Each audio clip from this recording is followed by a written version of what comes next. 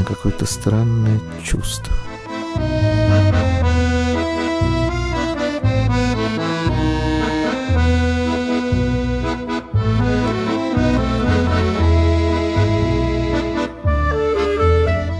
Кто это?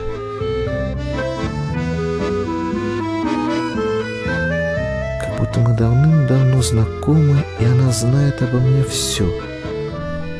Мое детство, мою теперешнюю жизнь и что со мной будет. Как будто всегда наблюдала за мной, была где-то рядом, хотя я видел ее в первый раз. И я понял. Это моя жена.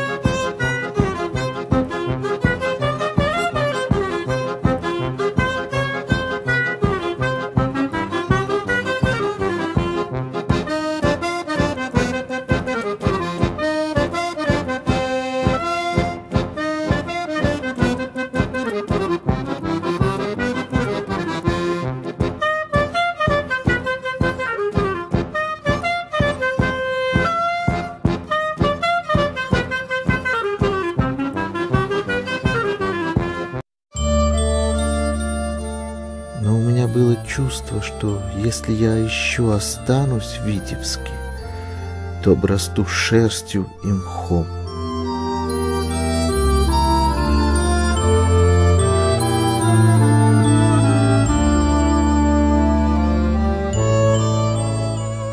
Прощай, Витебск, оставайтесь со своими селедками, земляки.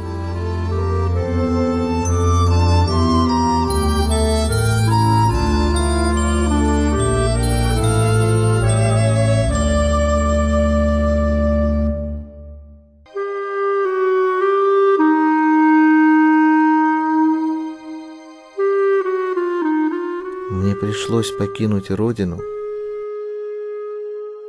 но в своих картинах я всегда оставался верен ей.